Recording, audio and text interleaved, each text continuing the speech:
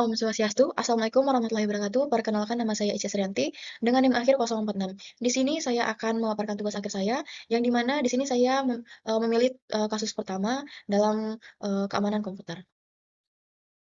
Yang pertama yaitu pengertian CIA. CIA ini adalah confidentiality, integrity, dan availability. Nah, yang pertama confidentiality adalah kerahasiaan, yang dimana confidentiality ini memastikan bahwa pihak-pihak berwenang saja yang bisa mengakses informasi tersebut, yang dimana melindungi informasi dari akses yang tidak sah atau dari pencurian informasi. Yang kedua yaitu integrity. Nah, integrity ini memastikan bahwa data dan informasi tetap akurat, lengkap, dan dapat dipercaya, yang dimana melindungi informasi dan dari modifikasi, penghapusan, dan penambahan yang tidak sah. Dan yang ketiga yaitu availability. Nah, availability atau ketersediaan. Nah, ketersediaan ini memastikan bahwa informasi selalu tersedia bagi pengguna yang berwenang ketika dibutuhkan, yaitu meminimalkan downtime atau gangguan pada sistem. Selanjutnya itu prinsip CIA. Yang pertama confidentiality. Nah, pada prinsip confidentiality ini akan melindungi rahasia pada data pribadi dan kerahasiaan lainnya. Jadi mana confidentiality ini akan memastikan bahwa informasi yang sensitif terlindungi dengan baik dan hanya dapat diakses oleh orang yang berhak saja. Nah, akses ke informasi ini memerlukan otoritas atau penyimpanan data yang perlu adanya enkripsi. Nah, yang kedua yaitu prinsip integrity.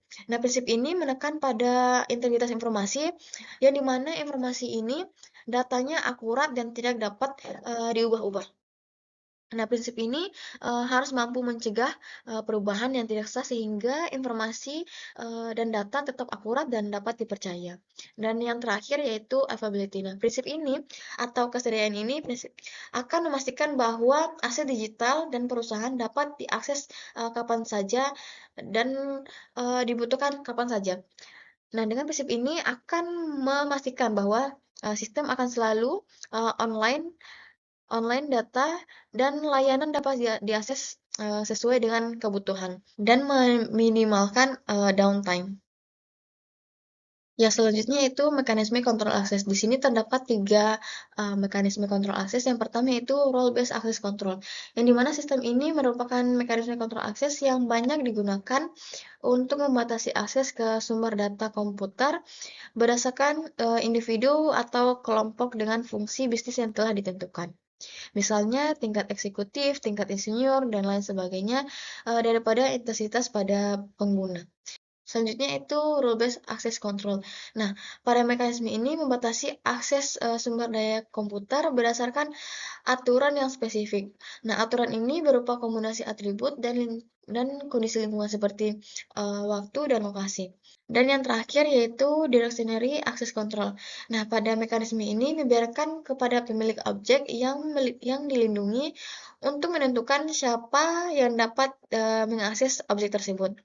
Pemilik memberikan akses kepada pengguna sesuai dengan kebijaksanaan mereka tersendiri. Nah, selanjutnya itu analisis file permission.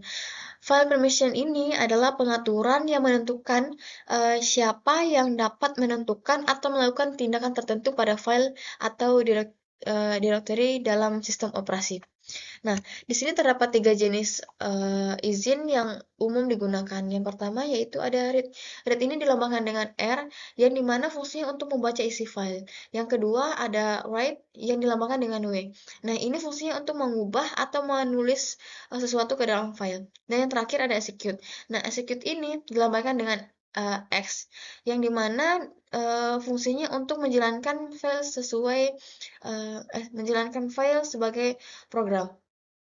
Nah, di sini terdapat contohnya yaitu di bagian RWS yang pertama yaitu untuk user atau pengguna, yang bagian RWS keduanya yaitu grup, yang ketiga itu pengguna others atau pengguna yang lain. Nah, di sini untuk file TP-nya itu ada D itu dilambangkan untuk directionary, dan strip itu dilambangkan untuk regular file, dan L itu dilambangkan untuk simbol link. Nah, di sini ada contohnya.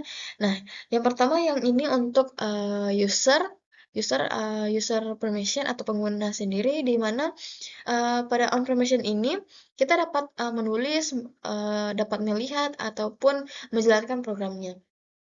Nah, selanjutnya pada group permission ini, dia cuma bisa, read dan execute saja, tidak bisa, menulis karena di sini tuh W-nya, dikasih strip.